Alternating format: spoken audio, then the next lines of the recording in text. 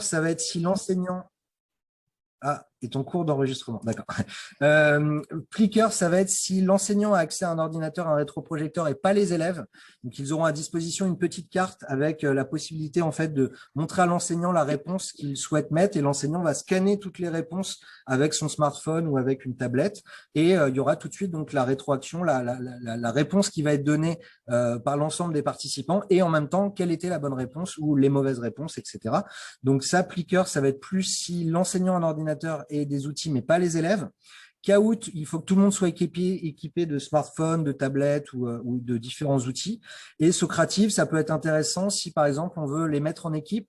Il y a la possibilité de répondre à plusieurs questions, par exemple, et de faire avancer un questionnaire. Et l'équipe qui répond à le plus de questions ou qui a le meilleur résultat aura comme un trophée un petit peu virtuel à la fin. Donc, ça crée une petite compétition, un petit challenge qui peut être intéressante.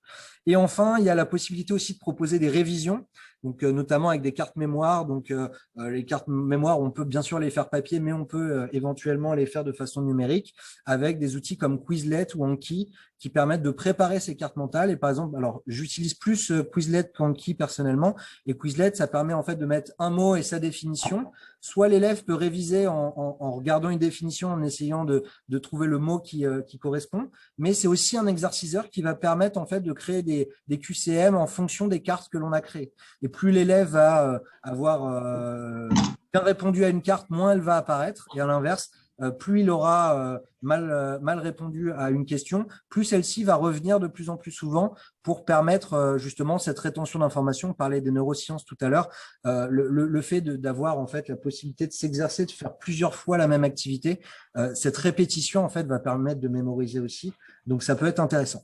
Donc, au niveau de toutes les activités ici qui sont proposées, on voit qu'il y a vraiment, en fonction de ce que vous voulez faire, des outils qui correspondent. Et ici, c'est un panel qu'on a présenté d'outils que nous utilisons, mais il y en existe pléthore et ça dépend vraiment aussi de ce que vous voulez faire. Il y aura toujours un outil adapté ou en tout cas, il y a des mines d'or sur Internet et c'est à nous aussi parfois d'aller chercher et trouver un outil qui peut être adapté en tout cas à ce que l'on a envie de faire. Donc, on va passer maintenant, donc là, c'était un petit peu généraliste et puis après, on va se concentrer sur le numérique avec le projet et puis après, on passera sur d'autres sections. Donc, je vais laisser la parole pour la pédagogie de projet. Voilà.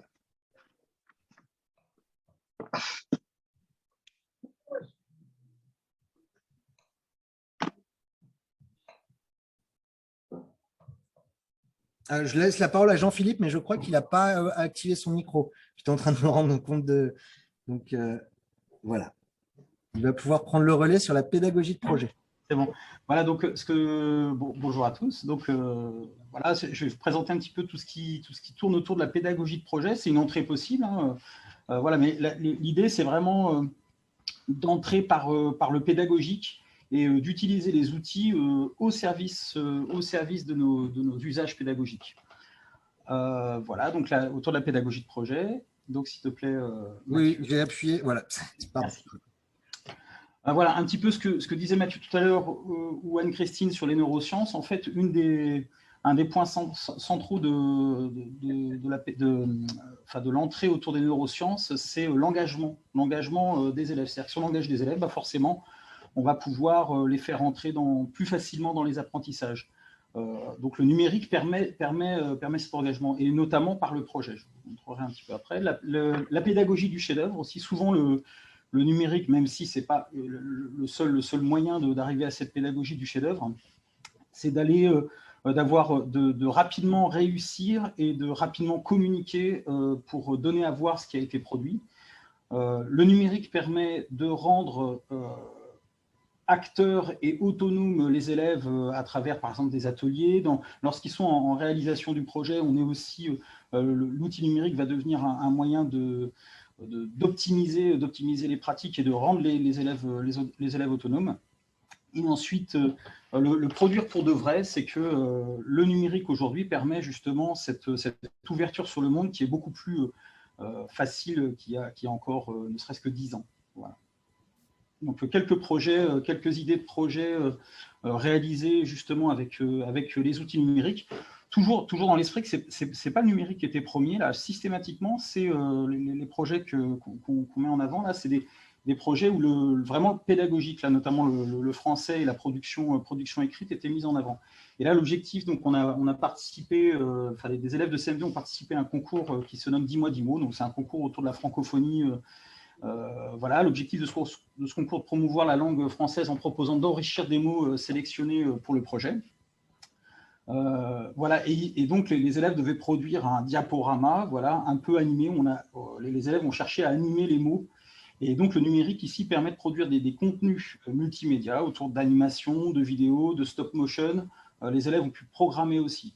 Donc là, dans les liens que vous pourrez cliquer, donc on va passer peut-être à l'autre projet. Vous avez la carte mentale du projet et un lien vers la réalisation finale de ce concours avec les vidéos, voilà, qui permet de donner en fait une idée et une entrée possible pour un usage du numérique.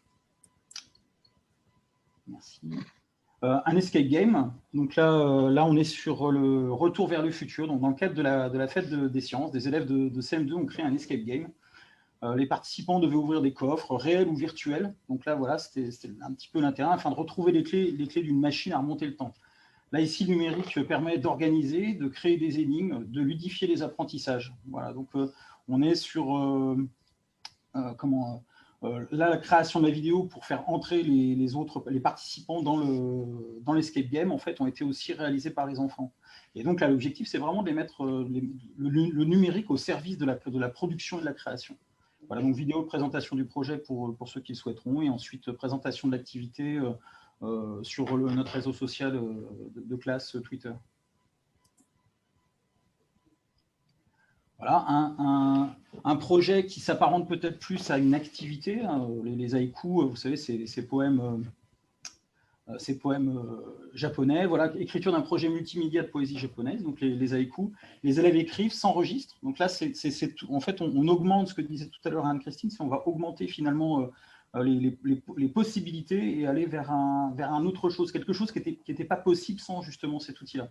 Donc les élèves écrivent, s'enregistrent et partagent en utilisant notamment une application très utilisée dans le premier degré qui s'appelle Book Creator. Donc vous avez un exemple ici quand vous cliquerez sur le lien, voilà, de Book Creator, de livres animés, de livres multimédia. Donc, autre idée de projet là, qui tourne plus autour de la communication et de l'ouverture énorme que propose le numérique, et là, en particulier Twitter.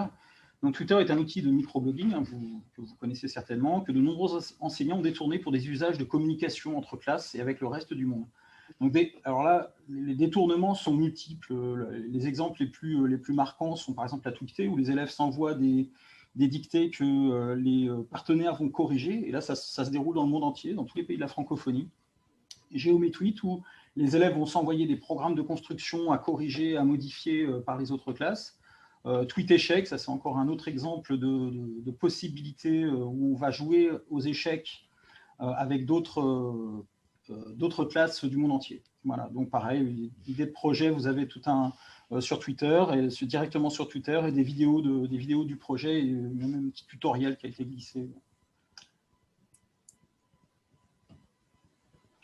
Angry Bird, alors pour ceux qui connaissent, c'est un jeu, vous savez, qui se joue sur smartphone, et en fait, là, le principe, c'était de réaliser un projet technologique.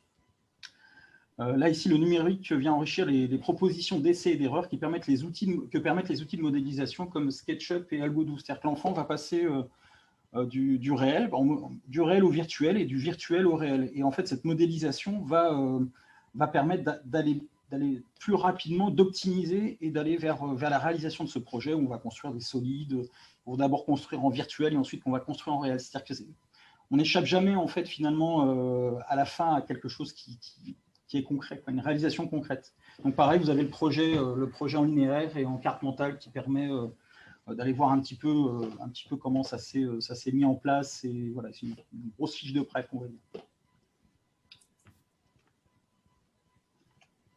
Alors, un autre projet qui là, a demandé énormément de temps, c'est des élèves de 3 classes de la ville de Beauvais, voilà, une ville située qui n'est pas très loin du bassin de Pontoise, pour le coup, hein, à côté de Mireux, quand on monte. Ville de Beauvais devait réaliser des affichages augmentés d'un parcours nature. C'est-à-dire que la ville nous avait demandé voilà, ce qu'on appelle un affichage augmenté, c'est-à-dire qu'en flashant des QR codes ou on accédait à des vidéos et puis les élèves devaient aussi créer des affiches. Sur les différentes essences d'arbres rencontrés, les animaux rencontrés. Et là, le numérique ici est devenu vraiment une solution de mise en place du projet. Il est venu enrichir, il est devenu même nécessaire, et notamment, ce qui a été vraiment très marquant, c'est nécessaire pour la collaboration. Vous imaginez bien 3 classes dans la ville de Beauvais se réunir en permanence, ce n'était pas possible. Et là, donc, on a pu, par le biais d'un Google Doc, d'outils de collaboration, proposer un livrable pour la commune.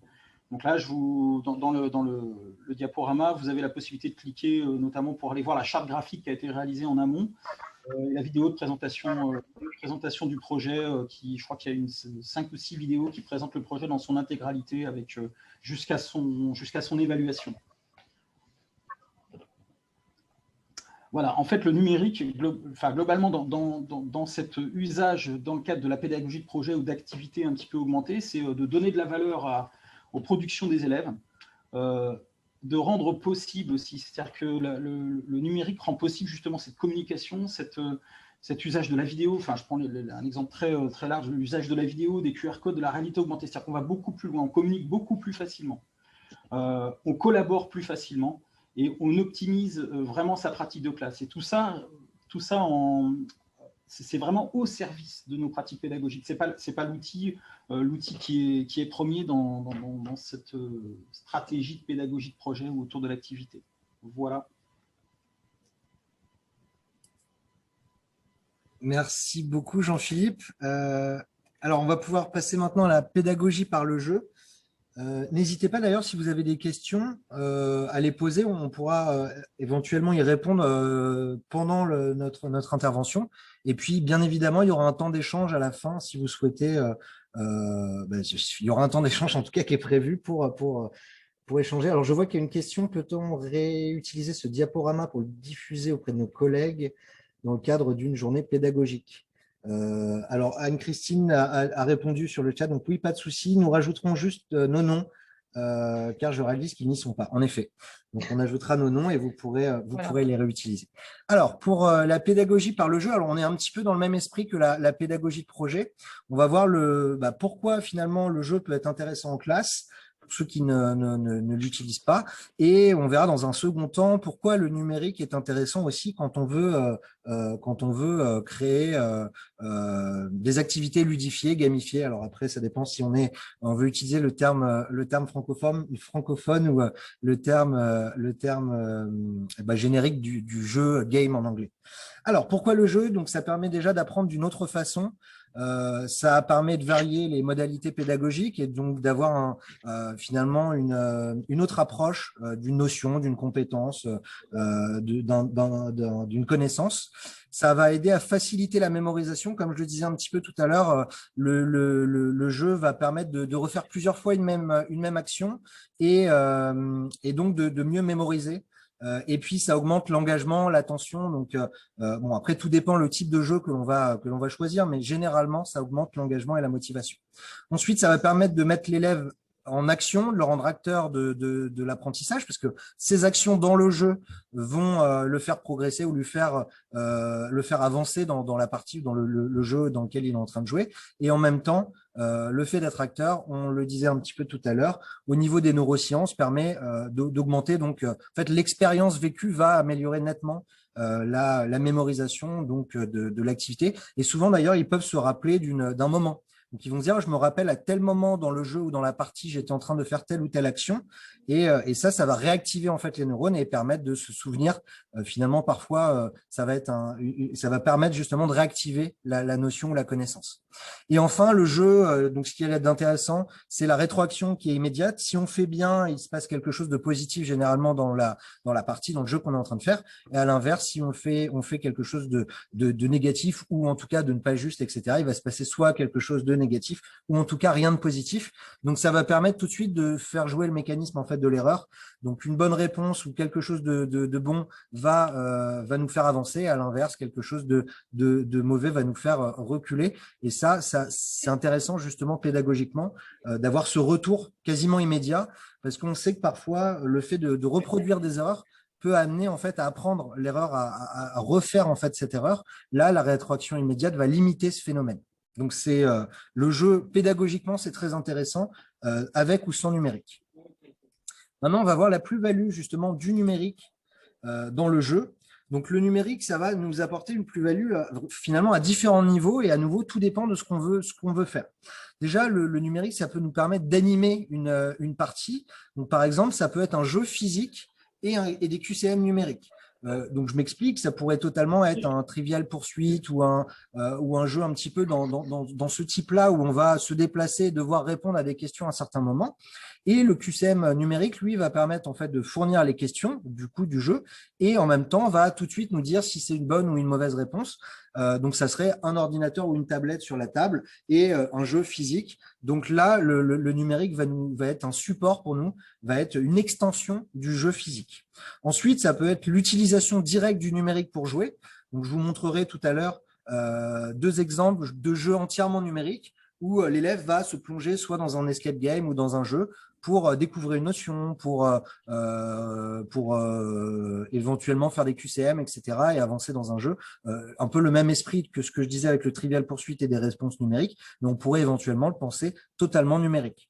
Donc, soit on l'utilise pour animer un jeu, soit on l'utilise pour jouer directement, soit on l'utilise pour créer. Donc, c'est intéressant pour nous en tant qu'enseignants, parce qu'on va pouvoir justement utiliser l'outil numérique pour créer des cartes, par exemple, pour créer un certain nombre d'éléments, des plateaux de jeu qui vont pouvoir être imprimés et qui vont pouvoir être utilisés. Mais ça peut être aussi les élèves qui vont pouvoir créer justement un jeu.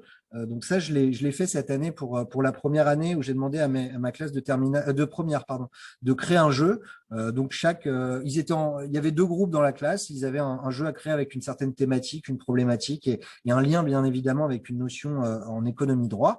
Et donc ils ont pu utiliser le numérique pour créer. Et après, on a imprimé finalement toute leur création et on a pu jouer physiquement au jeu qu'ils ont créé. Donc tout à l'heure, si on a un petit peu de temps, on reviendra peut-être dessus. Je pourrais vous montrer des exemples justement de leur création et puis de comment on peut utiliser le numérique pour créer nous-mêmes. Donc les deux exemples que j'avais sélectionnés et voulu vous montrer aujourd'hui, c'était donc l'escape game numérique pour découvrir une notion tout d'abord. Donc là, c'était sur les facteurs de production. Alors moi, ça m'a été utile cet escape game parce que je l'ai fait pendant le confinement. Donc ça permettait de donner une activité un petit peu différente, les sortir de leur quotidien pendant le confinement, plutôt que d'être en visio. Ils avaient à réaliser cet escape game et puis après, on a pu échanger parce que l'important dans le jeu pédagogique, c'est vraiment la phase de débriefing ensuite qui est essentielle pour qu'on puisse échanger sur qu'est-ce qu'ils ont compris, comment le jeu leur a apporté quelque chose pédagogiquement en termes de connaissances ou de notions, et quelle a été la plus-value justement de ce jeu-là. Donc pour vous montrer juste très rapidement à quoi ça peut ressembler, donc là c'était créé sur Geniali. Donc on était sur un jeu, ce qu'on appelle un petit peu couloir, où l'élève doit faire un certain nombre de missions pour arriver à la fin du jeu. Donc, ils commençaient la partie par une partie introductive où on leur disait donc quel facteur de production pour lancer notre nouvelle gamme. Ils avaient une mission à réaliser. Donc, alors il y avait deux missions principales, notamment une mission liée au cours, donc connaître les facteurs de production, et puis une mission un peu plus liée à leur filière, où ils sont. Donc moi, je fais de la gestion administration, donc il y a tout ce qui est gestion d'entreprise, recrutement, etc.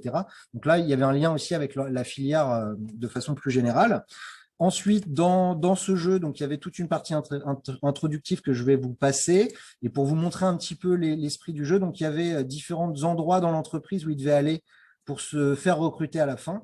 Et ils obtenaient en fait des codes pour passer de service en service pour à la fin être recrutés par la direction.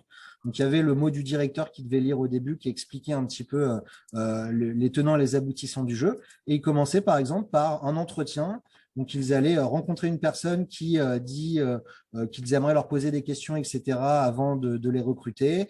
À partir de là, ils pouvaient utiliser. Alors c'est dit dans dans la vignette, hein, je vais assez vite, il devait utiliser la tablette pour après répondre à un certain nombre de questions. Donc, on voit que le jeu, il devait avancer au fur et à mesure. Il y avait, le but, c'était d'avoir bien compris les informations qui leur étaient transmises.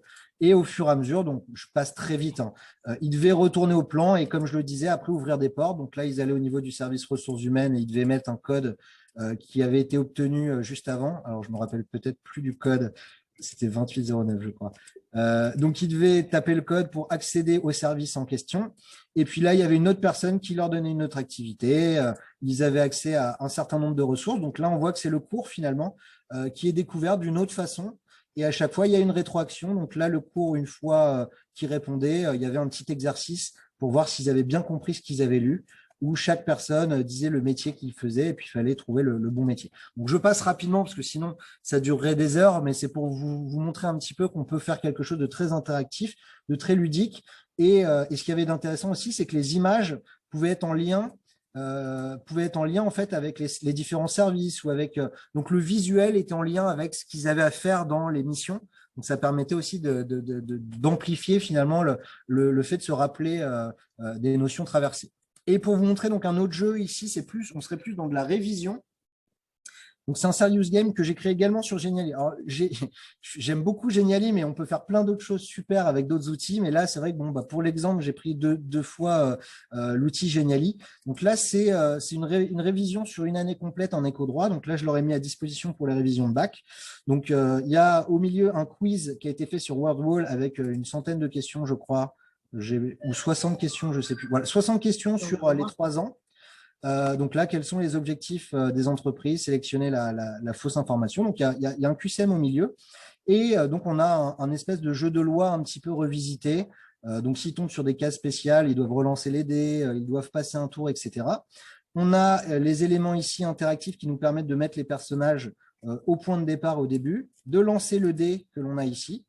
Et après, en fonction du résultat, ils vont faire avancer leur personnage. Il y a les règles du jeu qui sont accessibles à tout moment.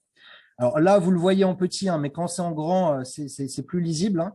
Et puis, on a une réponse tout de suite. Donc là, c'est une mauvaise réponse. La bonne réponse, c'était celle-ci. Donc, ça leur permet de jouer en seul ou en équipe et d'avoir vraiment cette rétroaction immédiate dont je parlais tout à l'heure. Donc ça peut être fait en autonomie en classe ou même à la maison. Ils peuvent y jouer alors à la maison ou en dehors de la classe pour réviser. Donc voilà un petit peu 2 exemples de jeux qui peuvent être faits, mais il y en a plein d'autres. Finalement, la seule barrière, la seule limite, c'est celle qu'on se met. Après, c'est à nous de voir en fonction de nos compétences qu'est-ce qu'on a envie de mettre en place, de créer. Et puis après, il y a toujours un outil qui peut correspondre et qui peut être intéressant à utiliser pour créer un jeu ou une activité, comme on disait tout à l'heure, ou un projet, ou pour faire la transition, la classe inversée. Et je vais laisser la parole à Aude Merci beaucoup, sur la classe inversée. Voilà. Merci. Bonjour à tous. Alors, sur ce projet, l'idée, c'est d'un peu mettre tout ce qu'on a vu dans une mise en forme. C'est ce que je viens de dire, une mise en forme de tout ce qu'on vient de faire pour un projet en classe. Alors, on reprend l'idée qu'évoquait Mathieu au début. On part du numérique, on ne part pas du numérique, on part vraiment d'un besoin. Donc, j'étais en classe de 5e et j'avais besoin de donner envie aux élèves de créer, de lire un texte du Moyen-Âge. Il fallait même, c'était plus que ça, que le texte du Moyen-Âge devienne un besoin pour eux. C'est plus que ça encore. Donc, la question, c'était comment puis-je faire ça ? L'idée, voilà, c'est ça. Il faut réussir à inverser le processus habituel pour essayer de leur donner à manger, de leur donner envie de manger. D'habitude, on leur donne à manger, vous savez, avant qu'ils aient faim. Là, l'idée, c'était de leur donner envie, de les affamer, de les rendre gourmands. Et donc, pour cela, j'ai choisi le format de la classe inversée en reprenant un modèle qui a été mis en forme par Marie Soulier en lettres, qui avait cette idée qu'on pouvait… Vous savez, souvent, on dit que la classe inversée, c'est donner des capsules, des éléments de connaissance en amont à regarder chez soi. Mais ça peut avoir différents formats. Et là, l'idée intéressante, c'était de mettre en place ce que Marie Soulier appelle une capsule de mise en bouche. Donc, vous voyez l'idée du repas, des gourmands de littérature et d'autres. Et donc, cette capsule de mise en bouche devait susciter un désir, un mystère et un besoin d'aller vers ce texte du Moyen-Âge, du roman de Renard. Donc, ce n'était pas une évidence à mettre en place. Donc, pour cela, j'ai décidé de jouer sur les anachronismes et de partir sur l'idée d'un journal télé. Je vais donc vous présenter la capsule que j'ai demandé aux élèves de regarder la veille au soir. Si tu peux lancer la vidéo.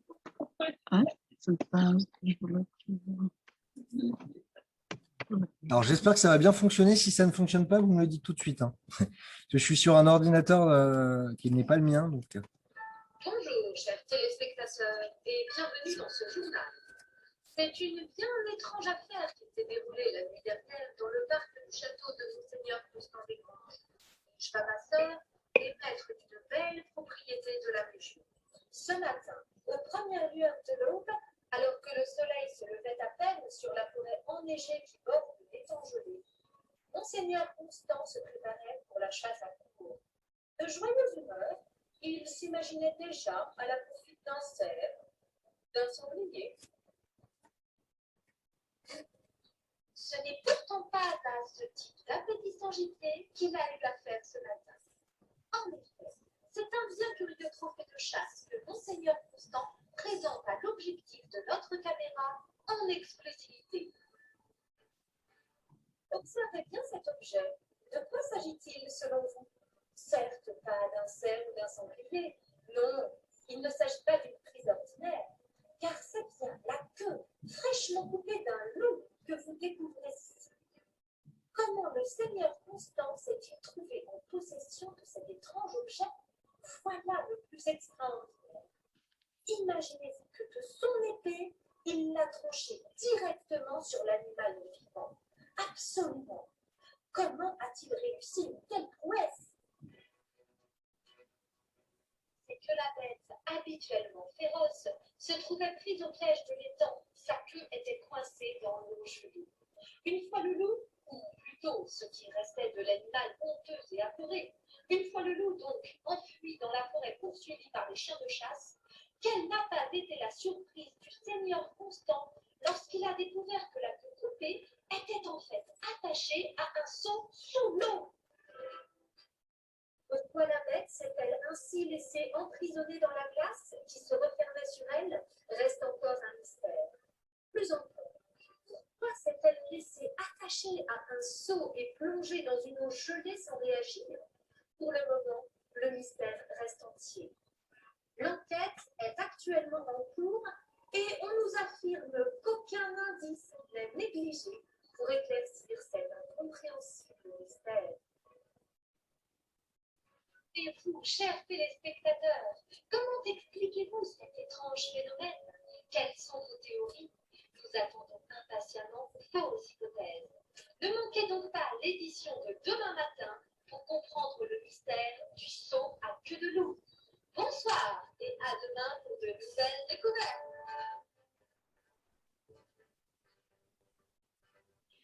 Voilà, donc cette capsule a été donc envoyée aux élèves. Ils devaient la consulter la veille au soir, après quoi ils devaient me renvoyer un questionnaire en exposant leurs hypothèses. Qu'avait-il pu se passer sur ce lac de si mystérieux pour expliquer qu'un loup se laisse couper la queue et que cette queue soit accrochée à un seau sous l'eau? C'était bien mystérieux. Et donc, si tu veux bien faire apparaître, s'il te plaît, le questionnaire. Merci beaucoup. Donc là, c'est la réponse d'une élève. Vous avez, je laissais toujours un espace d'expression personnelle, donc vous constatez que non seulement l'élève a répondu aux questions afin que je vérifie la compréhension d'ensemble, mais elle a également dessiné autour sur son iPad, ce qui nous fait d'ailleurs tout à fait percevoir qu'elle a compris l'idée essentielle de la vidéo. Donc, c'est extrêmement pratique ce questionnaire parce qu'en fait, la veille au soir et dès le matin, en fait, très, très rapidement, j'ai un accès, une rétroaction immédiate à la compréhension de la capsule de départ, aux difficultés éventuelles d'orthographe. Et comme ça, en début de cours, je peux éventuellement dire quelques mots et reprendre quelques points plus spécifiques, orienter mon cours en fonction des besoins que j'ai vus émerger avant même mon cours. Donc, c'est vraiment extrêmement pratique pour affiner et aller vers les besoins d'élèves. Et donc, ensuite, nous nous retrouvons en cours le lendemain. Et là, nous avons enfin le soulagement de pouvoir découvrir la résolution la résolution du mystère, puisque nous accédons enfin à l'objet de l'apprentissage, c'est-à-dire le texte qui nous donne toutes les informations dont nous avons besoin. Et donc, je vous confirme que les élèves sont extrêmement impatients de découvrir la résolution du mystère qui se trouve dans notre texte du Moyen-Âge. Donc, notre texte devient notre solution, ainsi que je l'espérais au début. Donc, j'ai décidé de mettre ce texte sous forme sur Adobe Spark, vous voyez, parce que ça fait diffuser le texte en petits paragraphes, ce qui permettait un meilleur accès au sens, puisque j'avais des élèves en difficulté. Et ça permettait d'associer des images qui éclairaient le sens sans arrêter la lecture. Voilà, donc vous avez tout le texte là qui déroule. Je pense qu'on peut le quitter. Mathieu, je pense qu'on a compris l'idée générale.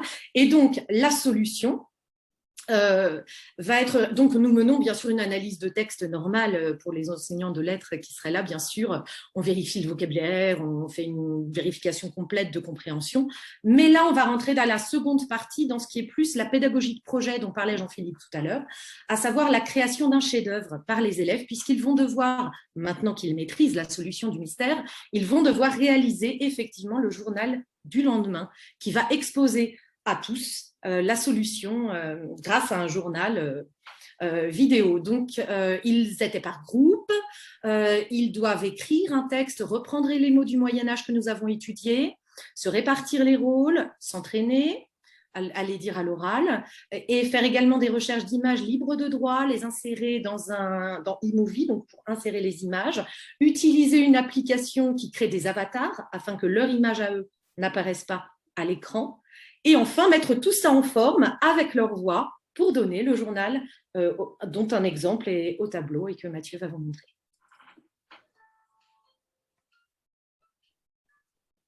Bonjour, mesdames et messieurs, et bienvenue dans le journal de 20 heures. Nous développons une suite à l'édition d'hier de la première. Au programme, la résolution du grand mystère de la queue coupée. Pour commencer, nous allons nous replacer dans le contexte. Hier, en début de matinée, Monseigneur Constant a découvert un bien spécial trophée. La queue d'un loup. Un journaliste a accepté de faire toute la lumière sur cet étrange mystère. Alors, selon vous, que s'est-il passé? Tout de suite, notre envoyé spécial. Oui, en Alexandrie, je me trouve belle et bien devant le lac Soleil où le loup a perdu sa queue. On peut encore apercevoir le trou du loup était prisonnier. Monseigneur Constant Desgranges a d'ailleurs accepté de montrer à nos reporters la mystérieuse queue à laquelle était encore attaché un seau. Ce seau servait en réalité à pêcher les poissons grâce à un stratagème d'une complexité étonnante pour la bête. Un compère du loup aurait attaché à sa queue un seau et l'aurait laissé dans l'eau en attendant que les poissons s'y installent. Malheureusement, le seau était devenu trop lourd et le loup était incapable de relever sa queue, laissant monter jusqu'à l'arrivée d'un poisson. C'est le témoignage de Monseigneur Constant Desgranges. Effectivement, mademoiselle, en arrivant près du lac, je découvris avec surprise le loup, ainsi que sa queue attachée au seau. Il se débattait comme un beau diable, me laissant l'occasion de lui couper la queue, ce que je fis avec empressement. Moi qui ne pensais que trouver des biches et des cerfs, j'avais été gâté. Je brandis d'ailleurs un admirable trophée pendant que le loup, encore gelé, partait à toute allure sans me laisser le temps de comprendre. Mes chiens le poursuivirent durant plusieurs minutes sans pour autant me le rappeler. Nous soupçonnâmes immédiatement Renard, un goupil avide de poissons, qui avait dû emmener dans ses idioties le pauvre loup. La théorie s'est d'ailleurs avérée vraie puisque ce dernier est revenu ce matin pour empêcher le poisson d'en manger. En conclusion, le loup a été aidé du terrible et célèbre goupil Renard, avant d'être abandonné par ce dernier, se retrouvant la queue coupée par un ver à fer. Et comme on dit, qui te convoite perd tout. Merci, Monseigneur Constant, merci à notre envoyé spécial, mais surtout, merci à tous. Nous vous souhaitons une agréable journée. Tout de suite, la météo avec Émilie Joly, suivi de votre programme du dimanche. À bientôt sur TV1.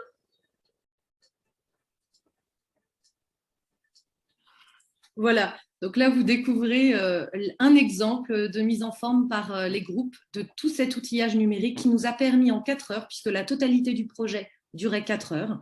Ça nous a permis de travailler donc le texte, le vocabulaire, donc la lecture, pardon, le vocabulaire, la langue, l'écriture, bien sûr. On a fait du travail de groupe, on a travaillé de l'oral, on a travaillé du numérique, on a travaillé des droits à l'image, donc EMI.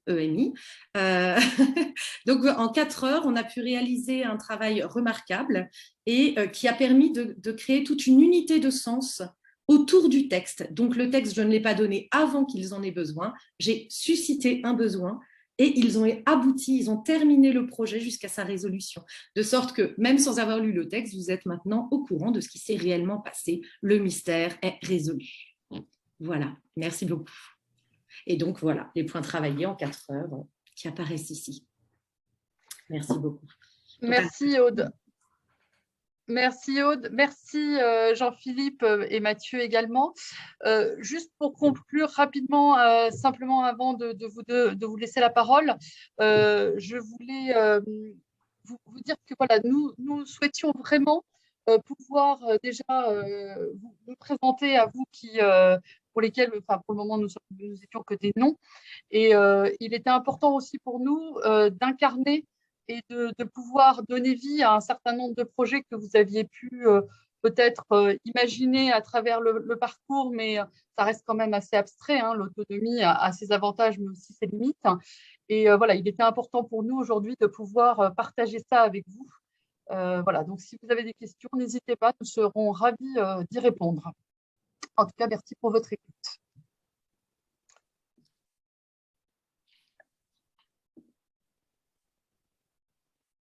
Alors, ça peut aussi être par le chat, hein, si vous voulez. Est-ce que, Mathieu, est-ce que tu peux éventuellement, on peut peut-être voilà, départager et puis après éventuellement repartager si besoin. Qu'en penses-tu? Oui, bien sûr. Merci. Alors non, pas de nouveau partage. Voilà, arrêtez le partage. Voilà, normalement c'est bon. On devrait tous se voir. Parfait. Merci. Est-ce qu'il y a des réactions? S'il n'y a pas de questions, des réactions? Est-ce que vous aviez, peut-être certains d'entre vous avaient déjà utilisé ces outils? Ou pas du tout? Oui, on voit des oui. On voit des oui. D'accord. Est-ce que, alors, s'il n'y a pas forcément de questions, est-ce qu'il y a des éléments sur lesquels nous sommes passés un peu vite et sur lesquels vous aimeriez revenir? Par exemple, étant donné que c'est un Genially, vous avez vu qu'il y a pas mal d'interactivité, donc il y a des liens qui sont insérés dedans. Voilà. Est-ce qu'il y a des choses sur lesquelles vous aimeriez que nous revenions? Oui, pardon. Excusez-moi de vous déranger, c'est sur les QCM interactifs. Je sais que j'ai mon fils qui a eu ça, qui est au collège. Il a une enseignante qui fait ça et je trouve ça pas mal. Ça peut être intéressant au moment d'évaluation diagnostique ou même d'évaluation formative pour voir où en sont les élèves dans leurs apprentissages. Et j'aurais aimé comprendre le fonctionnement. J'ai entendu que c'était avec le smartphone. Mon fils m'expliquait qu'ils avaient des cartes qui montraient qu'elle cliquait avec son smartphone. Alors, j'ai un peu de mal à comprendre comment ça fonctionne. Alors, c'est l'outil Plickers, en l'occurrence. Oui, c'est ça. Je l'ai souligné parce que il me semblait que c'était ça par rapport à ce que vous dites. Voilà, tout à fait. Alors, Plickers, on va imaginer que nous, en tant qu'enseignants, on prépare au préalable notre QCM. Le jour J, on projette les questions au vidéoprojecteur. Et en fait, chaque élève, alors je ne les ai pas là parce que en fait, je leur donne au début de l'année et après, ils gardent le même toute l'année. Et ils ont en fait une demi-page à peu près qui est découpée. Et sur cette demi-page, il y a comme un QR code, finalement, comme un espèce de code barre. Et il y a écrit A, B, C et D sur ce code barre-là, enfin sur ce QR code. Et en fonction de la lettre qui est vers le haut, ça sera la réponse qui donne à la question. Voilà, Gilles en montre un. Voilà. Et donc on va scanner en fait l'ensemble des réponses qui sont données. Et ça D'accord. va tout de suite en fait se retranscrire au tableau. Donc on verra, alors soit on peut anonymiser ou pas en fonction du but recherché, et ils vont pouvoir répondre à la question, et à la fin on verra le pourcentage de personnes qui ont répondu telle ou telle réponse, et puis nous on pourra activer C'est top. la réponse en visuel sur le rétroprojecteur. Ça, c'est bien parce que ça permet, comme tous les élèves ne participent pas forcément toujours, là, ça permet qu'ils participent tous. Et du coup, ce QR code, on le génère ou c'est sur l'application? Oui, tout à C'est fait. là, Alors en ouais. fait, lorsque l'on crée son compte sur Plickers et qu'on commence à faire ses premiers QCM, il y a justement la possibilité d'imprimer directement les QR codes en question. Alors je sais plus s'il y a une limite. Enfin moi en tout cas, j'ai jamais été limité, donc je pense qu'on peut en imprimer au moins 30. Il y en a, Mais je sais pas ouais, si c'est jusqu'à 60. c'est 60 la limite. 60, Oh, ouais, ça Ça va. va, on devrait pas trop, sauf si on est en amphi, mais normalement ça devrait être bon. Ouais, non, non, ça va. Et on imprime donc ces QR codes et puis il n'y a plus qu'à les découper, les Ah, distribuer. c'est top. Et D'accord. chaque élève peut Merci être beaucoup. attribué à un Oui, oui. numéro ou alors on peut mettre son nom directement sur la plateforme aussi, ou son D'accord. prénom. D'accord. Merci beaucoup. Il y a une question pour toi aussi, Mathieu. La rétroaction dans la pédagogie par le jeu. Alors la rétroaction, donc le débriefing. Alors le débriefing doit être justement vraiment préparé en amont. Alors tout dépend de quel type de jeu on fait. Si c'est un jeu pour découvrir une notion ou pour réviser. Donc si c'est un jeu pour réviser, finalement il y aura beaucoup moins de rétroaction parce que finalement la rétroaction ils l'ont lorsqu'ils répondent à un QCM, etc. Mais si c'est découvrir une notion, moi, je leur demande dans l'escape game, par exemple, de prendre en note un certain nombre de choses tout au long du jeu. Finalement, c'est un petit peu comme s'ils prenaient des notes de leur cours. Et la rétroaction, ça va être, enfin, le débriefing, finalement, va être un petit peu mon cours. Alors, le cours, finalement, ils vont être acteurs parce que c'est eux qui vont apporter les éléments de réponse et on va projeter au fur et à mesure ce qu'ils devaient découvrir dans l'escape game. Donc, ça permet d'avoir un échange, de débattre sur certains points et de montrer à l'écran finalement tous les tenants et les aboutissants, enfin en tout cas toutes les notions qui ont été traversées. Donc ce débriefing est très important parce que finalement c'est le lien entre le jeu et la notion plus théorique.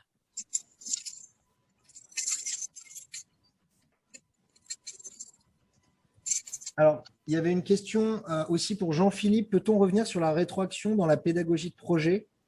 Ah non, désolé par le jeu. Ah non, d'accord, donc c'était la question à laquelle je viens de répondre.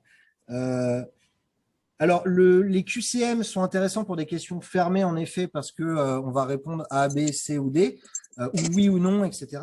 Mais après, on peut imaginer, avec des outils comme WooClap, d'avoir des questions ouvertes. Alors après, la rétroaction, ce sera nous, en tant qu'enseignants, de le faire un petit peu comme Aude a fait avec un questionnaire à faire. C'est qu'à partir de là, ils envoyaient leur questionnaire et ça permettait après d'analyser les réponses et d'avoir une remédiation par la suite lors du prochain cours ou lors de la même séance éventuellement. Oui, justement, tu parlais de WooClap, Mathieu. En fait, ce qui est intéressant, c'est que WooClap, ce que je mettais dans le chat, permet en particulier pour les questions ouvertes de présenter les réponses sous forme de nuages de mots. Et en fait, les réponses apparaissent de manière, les termes apparaissent plus ou moins, de taille plus ou moins importante en fonction du nombre d'occurrences. Donc, visuellement, pour la rétroaction, c'est très rapide de pouvoir faire une synthèse à partir des différents éléments qui s'affichent en temps réel. Et je signale juste une petite parenthèse, c'est que WooClap, si vous vous inscrivez, si vous ouvrez un compte éducation avec votre adresse académique, vous avez droit à l'intégralité des fonctionnalités gratuitement. C'est comme Canva, c'est la même chose. Ces petites parenthèses pratiques et concrètes.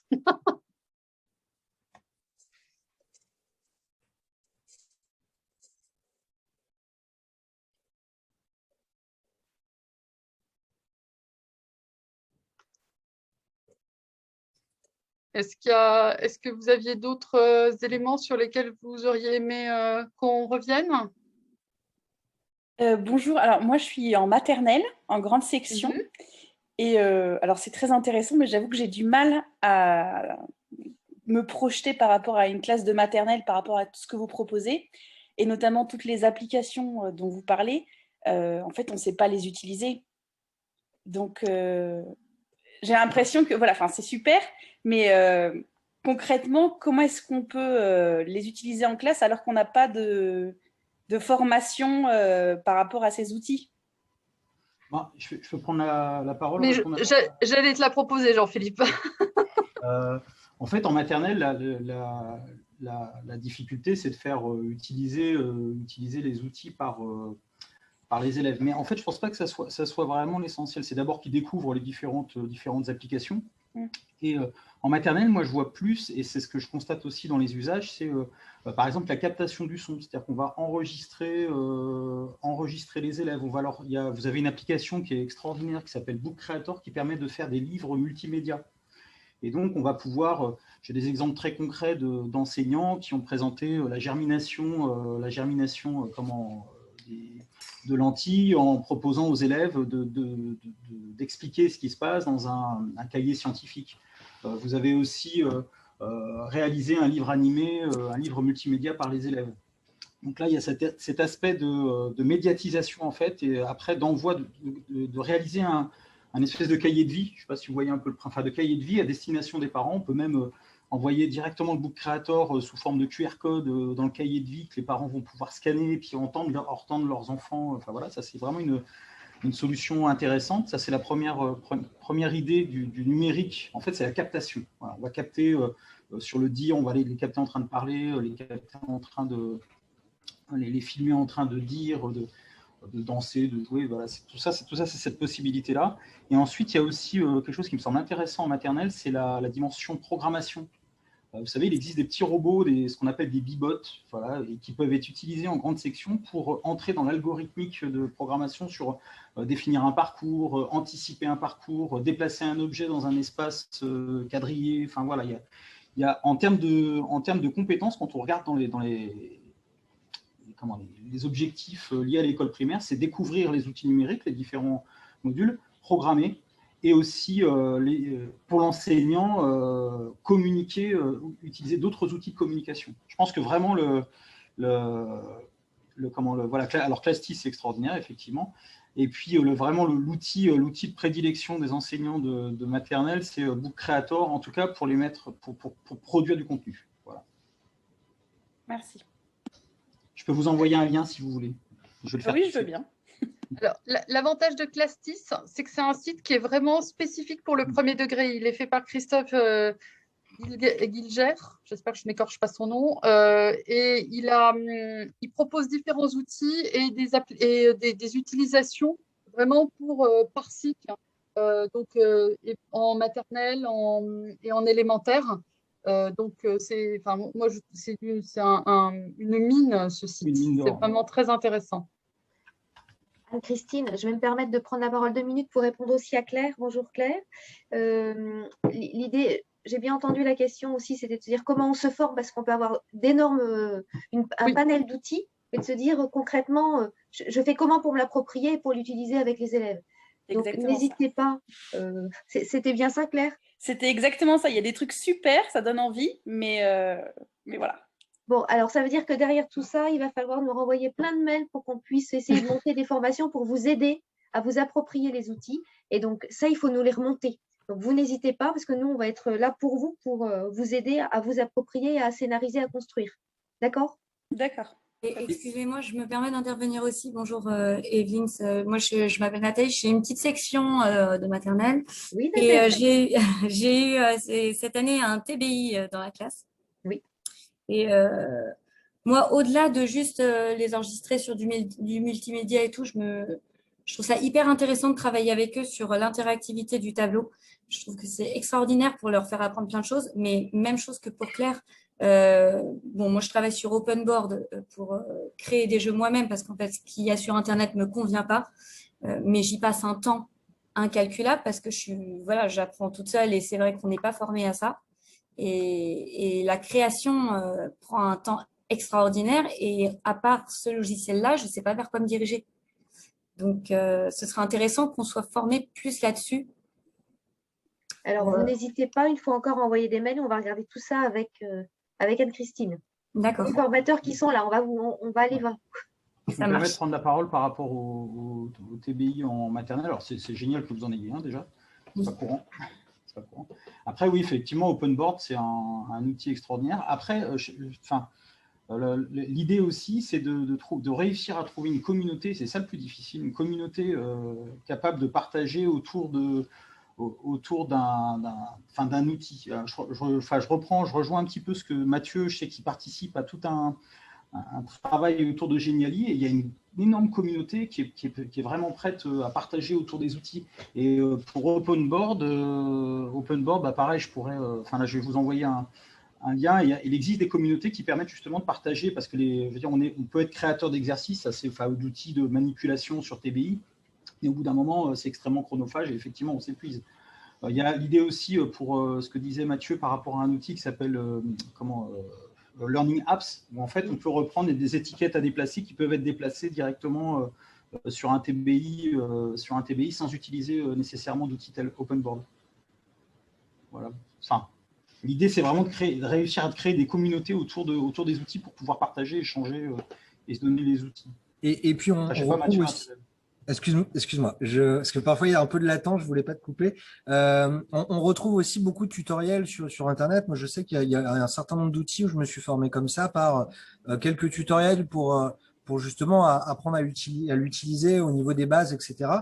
Et sur un outil comme Geniali, justement, en termes de communauté, il y a un groupe je crois que c'est sur Facebook, enseigner et se former avec Geniali, où ils ont créé une mine d'or pour apprendre à l'utiliser, et ça va de apprendre les bases de l'outil jusqu'à après avoir un niveau très technique, si je puis dire, sur l'utilisation de l'outil, avec la possibilité d'ajouter des choses et de créer encore plus d'interactions et donc d'exerciser encore plus. Donc c'est sûr qu'il y a à la fois des formations qui peuvent être faites, mais il y a aussi un peu d'auto-formation, on va dire, ou de recherche qui peut être fait aussi en amont. Donc c'est un peu la montée en compétence, finalement, essayer un outil et puis voir si on accroche ou pas, puis garder le plaisir de cette création pour pas que ce soit trop chronophage non plus, que ce soit un plaisir de le faire. Alors, il y a un moyen de faire une veille de manière assez simple et sans douleur, c'est Twitter. Twitter est un outil que je trouve absolument extraordinaire. Quand on s'abonne à des comptes, alors il faut choisir les comptes qu'on suit, hein, mais vous avez de l'information qui arrive de manière ce qu'on appelle en push. Donc, vous la recevez une fois que vous êtes abonné à des comptes, et c'est un outil pour faire de la veille. Il y a toutes les EduSchool par discipline a un compte Twitter. Christophe Guillière a un compte Twitter. Voilà, vous avez différents canaux de veille qui sont très facilement utilisables. Et en fait, ce qui est bien, c'est que vous avez simplement il n'y a pas de texte à lire, hein, vous n'avez qu'un lien sur lequel cliquer. Et là, ça vous permet de juger en moins d'une minute si ça va vous être intéressant ou pas, en fait. Donc, si vous avez, un téléphone portable, ça peut être intéressant. Justement, pour enrichir cette culture numérique. Parce qu'en fait, tout ce qu'on entend là, finalement, participe à l'enrichissement de la culture numérique.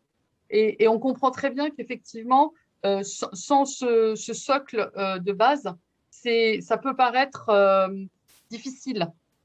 Mais voilà, l'idée, c'était pas non plus de décourager, mais au contraire de dire, voilà, on est là ensemble aujourd'hui pour construire et puis pour avancer et donner la possibilité de se former, de découvrir et de travailler avec tous ces outils. Donc, n'hésitez pas à soit verbaliser des besoins de formation, d'ouvrir un compte Twitter, d'aller sur Outitis aussi, qui est intéressant, c'est Fidèle Navamuel, dont je crois nous avons déjà parlé, et je vous le remets quand même, qui envoie une newsletter tous les dimanches avec des outils qu'il a testés. Alors là, ce n'est pas spécifique au premier degré, hein, c'est tout niveau, mais il y a des choses très intéressantes et toujours thématiques.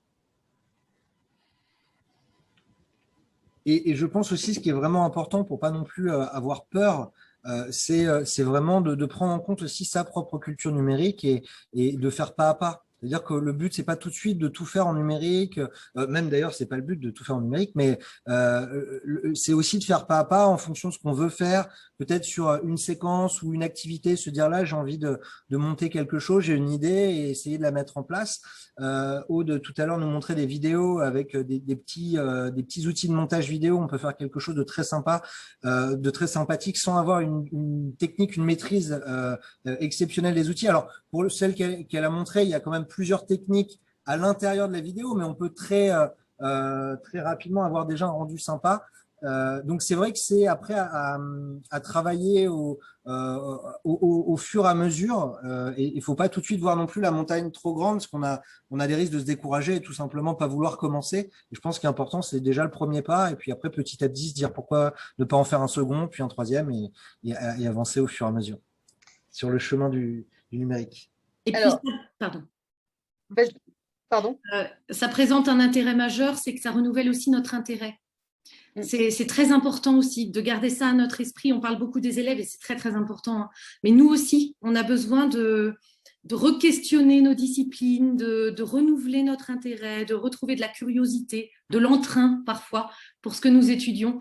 Donc, c'est aussi un excellent moyen de sortir de nos routines et de redonner une saveur nouvelle, de retrouver plus exactement une saveur nouvelle à ce qu'on enseigne au quotidien pour voilà, redonner un peu de la joie et l'enthousiasme qu'on a enseigné nos disciplines qui peut effectivement s'étioler peu à peu à force de le répéter. Donc voilà, ça aussi c'est un enjeu. Nous sommes un enjeu en tant qu'enseignants. Donc ne nous oublions pas. Et ces outils-là sont des jeux aussi pour nous. Donc on parlait de pédagogie par le jeu pour les élèves, mais ça peut être extrêmement drôle également pour nous. Voilà, avec beaucoup de simplicité, peu d'outils, on peut aussi beaucoup s'amuser et se divertir, être créatif, voilà, et re-questionner nos apprentissages. Vous voyez, comme le texte que j'avais montré, je l'étudiais déjà normalement, et c'était comme le redécouvrir moi-même que de le questionner autrement. Donc ça, c'est vraiment aussi les outils numériques sont aussi pour nous, pour nous renouveler notre intérêt. Voilà, je t'en prie, Anne-Christine. Non, mais tu as tout à fait raison. En fait, je m'apprêtais à répondre à la question du chat sur l'EMI et le droit à l'image. L'EMI, c'est l'éducation aux médias et à l'information. Et le droit à l'image fait partie de ce champ qui est transversal. Et il est à cheval aussi avec l'EMC. On a eu une grande discussion en préparant le webinaire. Donc l'éducation morale et civique, hein, en fait, comme il s'agit d'une question de droit, c'est à cheval sur ces deux champs de ces deux domaines. Donc non, ce titre n'est pas spécifiquement nouveau. En fait, voilà, ça participe à la construction justement de l'identité numérique que vous faites dans le cadre de vos séquences hein, depuis le cycle. Alors, le cycle 1, pas trop, mais le cycle 2, oui. Cycle 2 et 3 et 4, et puis lycée après. Le Padlet, justement, le Padlet, vous avez peut-être vu passer, en fait, c'est pour ça aussi qu'on vous a proposé la digitale, qui sont une suite d'outils, en fait, qui sont open source, qui ont été créés par un Français, et dont le nom m'échappe maintenant, parce que j'ai un grand trou noir dans ma tête, mais c'est une suite d'outils qui est extrêmement intéressant d'utiliser et qui est RGPD compatible. Et le Padlet peut être, alors suivant l'utilisation qu'on en fait, plus ou moins compatible RGPD. C'est toujours pareil, hein, l'utilisation de l'image et des données personnelles de nos élèves et des nôtres, hein, comme le disait fort justement Aude, ne nous oublions pas. Hein, nous avons aussi des données personnelles et nous devons aussi contrôler notre propre identité numérique. Voilà, tout dépend de l'utilisation, ce qui est public ou pas. Mais un Padlet peut être très bien compatible avec l'RGPD. Hein. Voilà. Je ne sais pas s'il y a d'autres questions.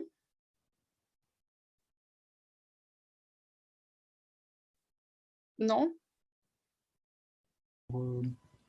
Pour Padlet, à partir du CP, moi j'ai vu des usages à partir de la classe de CP. En mettant, en fait, l'idée des enseignants, c'était pour que les élèves se repèrent. Ils mettaient des petites gommettes de couleur pour… vous savez, il y a 4 réponses possibles. Et ils mettaient des gommettes de couleur pour que l'élève puisse tourner correctement dans le bon sens la réponse. Mais dès le CP, c'est possible. C'est une bonne idée. Hein. Oui. Ah bah, donc sur tablette non, ouais, avec Plickers, la question c'était Plickers adaptable à toute matière et à toute classe. Ah oui, d'accord. Oui, puisque on peut faire du calcul mental, on peut interroger du vocabulaire, on peut interroger. Voilà. Après, comme dans tout outil, souvent il y a aussi des points pas négatifs, mais des points à re-questionner. C'est notamment la question fermée, ce que vous disiez tout à l'heure. On n'est que sur des questions fermées. Et puis, il y a une pérennité de l'outil. Hein. C'est un peu comme est-ce que ça va durer dans le temps? Est-ce que tout ce qu'on va créer ou proposer, est-ce que ça va durer dans le temps? C'est une question qu'il faut se poser aussi. Est-ce que Plickers va durer dans le temps? Est-ce que si je prépare tous mes outils et tous mes questionnaires pour une classe de CM2, est-ce que dans 10 ans, je pourrais toujours les utiliser? Bon, en général, comme disait Aude, il faut se renouveler quand même, il faut se re-questionner. Mais voilà, hein, c'est dommage de perdre des semaines de travail. Voilà, des fois, ça c'est une vraie question. Hein. Je ne sais pas si vous vous souvenez il y avait un logiciel qui s'appelait Hot Potatoes. Alors bon, je parle, voilà, et ça n'existe plus, quoi. Hein. Donc voilà, tous ceux qui ont fait des exercices avec Hot Potatoes, qui ont essayé de faire des exercices, les prémices des exerciceurs, et ben voilà, ils ont tout perdu. Donc vive Learning Apps jusqu'à ce que ça s'arrête. Donc il faut être vigilant aussi à la pérennité des outils, je pense. Il y a exporter. Pardon. Excuse-moi, Aude. Vas-y. Merci beaucoup. Je voulais juste insister sur le fait qu'il ne faut pas s'inquiéter du caractère parfait de ce qu'on fait. Ça n'a pas besoin d'être parfait. Ça a besoin d'être, tout simplement, d'être créé, de tenter, d'être utile. Si votre outil abouti n'est absolument pas parfait, ce n'est absolument pas grave. Voilà. L'important, c'est d'avancer sur ce chemin. Si c'est un chemin qui vous permet d'enseigner différemment, d'une façon qui vous convient mieux, qui vous offre des possibles différents. Et c'est ça aussi. L'autre idée, c'est ça, c'est s'offrir, d'ouvrir nos possibles. Voilà. Offrez-vous l'ouverture des possibles. C'est ça le numérique aussi. Pas que le numérique, mais le numérique permet ça aussi, d'ouvrir des possibles auxquels on n'aurait pas pensé initialement. Donc, voilà, autorisez-vous les possibles. Voilà, c'était mon petit message d'expérience. Voilà, je t'en prie, Anne-Christine. Non, j'ai oublié ce que j'allais dire. Ah si, en fait, c'était juste pour… Alors, c'était beaucoup moins… c'était pour le format d'export des questions, éventuellement, pour sauvegarder le travail qu'on faisait. Souvent, on peut exporter ces fichiers de questions. En fait, c'est beaucoup plus pragmatique. Non, j'aurais préféré terminer sur ce que tu disais. C'était beaucoup plus beau. Attends, je la refais. Mon intervention. Voilà. Il y a aussi quelque chose que je peux, sur lequel je pense que les témoignages aussi sont intéressants. Et quand j'ai commencé, moi, le numérique, je l'ai fait parce qu'on m'a collé une tablette dans les mains dans mon établissement. Et au début, j'ai eu peur. Hein, je vous le dis, je l'ai même cachée dans mon tiroir de mon bureau et je l'ai fermée à clé. Au début, j'ai vraiment eu peur. Et puis, au bout de quelques mois, je me suis dit, c'est pas possible d'avoir un outil pareil et de ne pas l'utiliser. Et j'ai sorti ma tablette. En plus, c'était un iPad et moi, j'utilisais pas iPad. Enfin bon, j'utilisais pas Apple, donc j'étais vraiment un peu perdue. Et puis, je me suis rendu compte que c'était comme pour les élèves. Vous voyez, j'ai tenté un premier projet, j'ai piqué une bonne crise de nerfs. Et finalement, j'ai quand même réussi. Et je me suis dit, ah, mais ce n'est pas parce que je pique une crise de nerfs que je ne réussis pas. Un peu comme les élèves, vous voyez. Je me suis dit, bon, je recommence. La deuxième fois, le deuxième projet, la crise de nerfs a été un peu moins longue. Et j'ai aussi réussi. Et au troisième coup, il n'y avait plus de crise de nerfs. Il n'y avait que le plaisir. Et je me suis rendu compte que c'était une infinité de possibles, comme je vous disais. Donc, comme nos élèves, n'hésitons pas à affronter l'erreur, puisque l'erreur nous construit. Voilà. Tu vois, c'est aussi une belle fin. C'est une excellente fin. Mais du coup, ça me permet de répondre justement. Ah. Alors là, il y a des questions pour Aude. Et puis après ça, je répondrai à la question pour l'outil, savoir utiliser quel outil. Vas-y, Aude. Non, je t'en prie. Vas-y. Alors, le temps nécessaire, 4 heures. Ah, pour moi, faire la capsule Oui, je pense. Tout ton projet, tu as eu besoin de combien de temps? Pour moi, tenter de monter le projet, comme c'était ma première fois sur ce type de montage, la capsule que moi j'ai montée m'a pris peut-être 4-5 heures, mais alors il faut dire que je l'ai peaufiné, je me suis réenregistrée, voilà, j'essayais de faire quelque chose de tout beau. J'aurais pu le faire un peu plus vite, mais c'était ma première fois. Mais mes élèves, alors eux, ils ont été vraiment, vraiment plus rapides. Pourtant, c'était leur première fois aussi. Et ils ont été beaucoup plus performants que moi. Et donc, comme je vous disais, entre le moment où nous avons accédé au texte et le moment où nous avons fini de visionner leurs vidéos, il s'était passé 4 heures de cours. Voilà. Donc, ça a été vraiment, vraiment très, très rapide. Et des petites capsules vidéo comme ça, maintenant, c'est vrai qu'avec un peu d'expérience, je les fais beaucoup plus vite. Une capsule comme ça, maintenant, ça prend une petite heure. Une petite heure. Donc, c'est quelque chose que je réutilise. Donc, en plus, c'est économique, en fait. Ça paraît peu économique en temps sur le début, mais en vérité, c'est très économique à terme. Voilà. Donc, c'est très rapide en vérité. Et avant de laisser est-ce que tu auras d'autres questions, Aude, notamment pour le site pour mettre en vie les avatars, mais je voulais rebondir justement aussi sur la plus-value que peuvent apporter ce type de création numérique ou non d'ailleurs. C'est justement le fait que les élèves ressentent qu'on produit pour eux et qu'on essaie de proposer des contenus pédagogiques intéressants, motivants, engageants, impliquants, etc. La plus-value est énorme. Sur l'escape game que je vous ai montré, par exemple, le temps de création est extrêmement long. C'est-à-dire pour 1 heure d'escape game, j'ai mis peut-être entre 20 et 30 heures de création. Et donc, on peut se dire c'est énorme, mais dans la réalité, je vais pouvoir le réutiliser déjà plusieurs années, heureusement, parce que je l'ai fait après le changement d'un référentiel. Donc, normalement, j'ai quelques années avec le même référentiel. Et surtout, la plus-value, c'est que c'était un de mes cours de lancement de l'année. Et finalement, toute l'année après, ils se sont dit ça leur a donné envie d'en savoir plus sur cette matière. Et j'ai senti que finalement, tout au long de l'année, j'ai récolté les fruits de ce travail fait en amont. Donc, alors, je vois que Anne-Christine a indiqué 4 sites. Effectivement, c'est pas le tien. Hein. Si tu en as un particulier à proposer, n'hésite pas, parce que ça, c'est juste une info qui est parue dans l'atelier du formateur récemment. Donc, je sais qu'ils sont bons, je suis allée dessus. Mais alors, pas le tien, en fait, celui que vous avez vu dans les vidéos, c'était Telagami, mais il n'est actuellement plus pas mis à jour. Donc, on ne peut plus l'utiliser. Et sinon, actuellement, moi, j'utilise Evertoon, qui présente un peu les mêmes potentialités. Si ce n'est qu'il peut mettre plusieurs personnages face à face, ce que Telagami ne montrait pas. Voilà. Evertoon est vraiment un très bon outil. Alors, il y a une question qui est très intéressante, c'est comment savoir quel outil utiliser en fonction de ce que l'on veut produire, parce que c'est une question qui est essentielle dans tout ce que nous avons dit.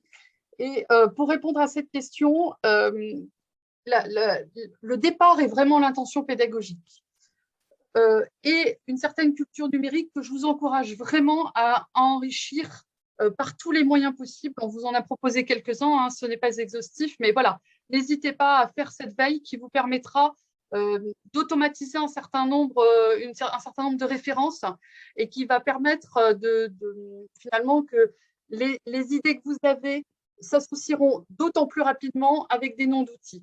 Avant d'arriver à ce stade-là, sur le parcours, il vous est proposé 2 ou 3 activités qui vous permettent de catégoriser des outils par rapport à des noms, à des gens, enfin à des catégories justement. Et ça peut être une première approche.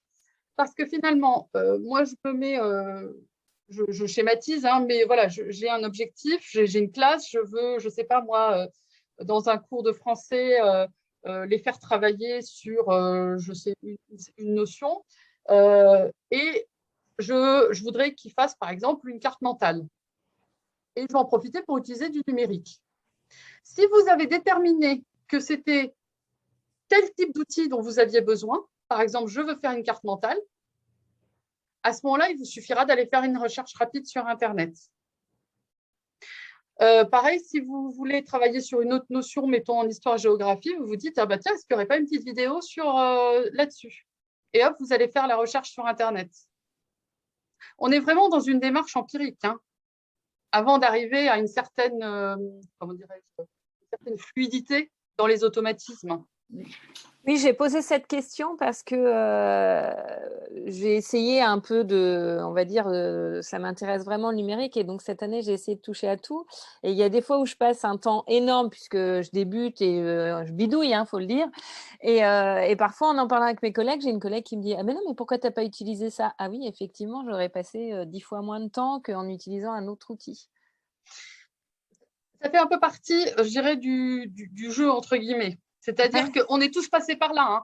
La Oui, personne je me qui doute. vous dit ça m'a pris 3 secondes et j'ai commencé il y a 10 minutes à utiliser du numérique, elle vous ment. Hein.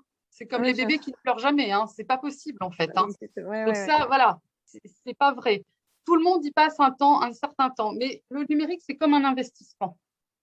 C'est un investissement que vous faites et après, vous avez des gains énormes. En termes justement, que ce soit des gains en termes de gratification professionnelle, des gains en termes de temps, parce que ça va de plus en plus vite d'utiliser un exerciceur, par exemple. Ça va de plus en plus vite aussi de s'approprier un outil, parce qu'ils sont à peu près tous conçus sur plus ou moins la même façon, en fait. Vous allez très vite retrouver des similarités dans les fonctionnalités des uns et des autres. Donc, vous saurez où cliquer. Par exemple, quand vous savez utiliser Genially, vous prenez Canva en main rapidement. Parce que c'est pareil, il y a une espèce de glisser-déposer. Ce sont les mêmes mécanismes, en fait. Vous voyez? Et donc, cet investissement, vous le retrouvez. Mais c'est un investissement au départ. Et ce qui est extrêmement intéressant, et c'est là où vous perdrez moins de temps, c'est de partir de ce que vous voulez mettre en place. Quelle famille d'outils, outils au sens général, numérique ou pas, vous voulez utiliser pour arriver à cet objectif. Et ensuite, vous allez mettre une petite étiquette dessus, en fait. D'accord. Parce que si vous partez d'un outil, là, vous n'avez plus l'intention pédagogique. Vous allez utiliser l'outil pour ce qu'il est. Et là, vous perdrez de vue, justement, toute la part pédagogique. On va être vraiment dans le jeu, dans la ludification pure. Après, ça peut être intéressant une veille de vacances, par exemple. Vous voyez, vous avez envie de faire un moment un peu plus décontracté avec vos élèves, pourquoi pas. Mais quand vous êtes dans cette démarche d'apprentissage pour vos élèves, d'enseignement pour vous vis-à-vis de vos élèves, partez toujours de ce fameux objectif et de l'outil au sens général, parce qu'on peut faire une carte mentale, par exemple, papier ou numérique. Hein. Après, le numérique va apporter la collaboration, le fait de pouvoir la retravailler, etc. Chose que le papier ça sera moins facile. Mais voilà, n'hésitez pas à peut-être retourner sur le parcours pour retrouver ces activités. C'est dans la partie scénarisation. Il y a une partie outils et dans les outils, je vous avais proposé différents types d'outils à classer suivant les grandes familles. Voilà. Alors, il est 15h32. Ah oui. Alors, on pourra peut-être faire une liste, non? Oui, on peut exporter le chat, Evelyne? A priori, oui. On va regarder. Oui, mais on va regarder, oui. Donc, voilà. Je voudrais répondre également. C'est aussi que garder en tête que manipuler, même quand on a l'impression qu'on perd du temps à tripatouiller un peu tout ça, c'est aussi s'approprier. Et il n'y a rien de tel pour retenir les usages que d'avoir trouvé les usages soi-même. C'est ce qu'on dit à nos élèves. Hein. C'est ce qu'on dit à nos élèves, exactement. Donc, finalement, il faut peut-être passer par cette étape un peu de farfouillage aussi pour voir aussi ce qui nous convient, parce que parfois, un outil qui convient à un collègue ne vous convient pas à vous, dans vos usages, dans vos pratiques. Donc, ça fait aussi partie de l'appropriation des outils et des possibles offerts par ces outils, pour vous, individuellement. Voilà, donc cette manipulation n'est pas forcément exclue pour accéder au possible. Anne-Christine, pour essayer de respecter les horaires, on va peut-être conclure. Justement, j'allais te proposer le mot de la fin. Alors, le mot de la fin, pour chacun, j'ai envie de dire, je vous l'envoie. Voilà, ça va partir. Et puis surtout, à la fois, merci d'avoir pris ce temps, tous, de se rencontrer aujourd'hui. On espère véritablement qu'on pourra répondre à vos besoins et puis et vous nourrir, vous permettre d'avancer. Et surtout, on est dans une temporalité, c'est-à-dire prenez le temps découvrir, d'avancer. Comme le disait Mme Dubois, on a le temps, on tâtonne, on avance, c'est pas grave. L'essentiel, c'est de faire et d'essayer, et puis d'essayer de mutualiser aussi pour gagner du temps entre nous.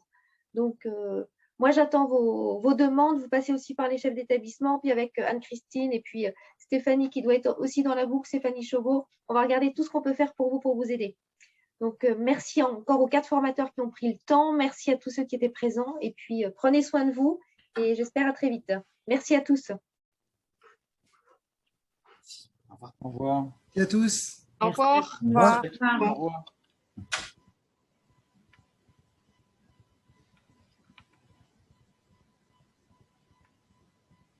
Au revoir. Au revoir.